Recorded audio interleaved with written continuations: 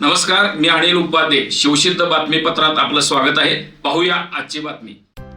हातकणंगले तालुक्यातील मोजे वडगाव इथल्या ग्रामपंचायतमधील जलकुंभावरील सोलर पॅनल आणि सार्वजनिक शौचालयामध्ये भ्रष्टाचार झाला असून त्यात उपसरपंच, सरपंच आणि ग्रामपंचायत सदस्य, ग्रामसेविका यांना जबाबदार धरून कारवाई करावी, अन्यथा 15 ऑगस्ट रोजी जिल्हा परिषद कार्यालयासमोर ध्वजारोहण होताच आत्मदहन करण्याचा इशारा निवेदनाद्वारे महेश कांबरे, संतोष लोंढे, रमेश लोंढे आणि संतोष मोरे यांनी दिला होता.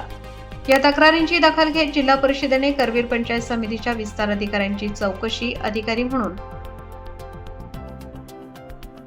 नेमणूक केली होती, पण त्यानंतर कोणतीच कारवाई न झाल्याने आज तक्रारदारांनी कोल्हापूर जिल्हा परिषद कार्यालयासमोर 8 ते 8:30च्या दरम्यान ध्वजारोहण होताच रॉकेलचा कॅन हातात घेऊन आत्मदहन करण्याचा प्रयत्न केला. यावेळी मोठा गोंधळ आणि आरडाओरडा झाल्याने शाहूपुरी पोलिसांनी धाव घेऊन आत्मदहन करणाऱ्या कार्यकर्त्यांना आत्मदहनापासून बाजूला करून त्यांना शाहूपुरी पोलीस ठाण्यात चौकशीसाठी ताब्यात घेण्यात आले आहे. या अचानक उडालेल्या गोंधळामुळे जिल्हा परिषदेची प्रशासकीय यंत्रणा, पदाधिकारी आणि अधिकाऱ्यांच्या मध्ये एकाच गोष्टीच्या चर्चेला उधाण आले.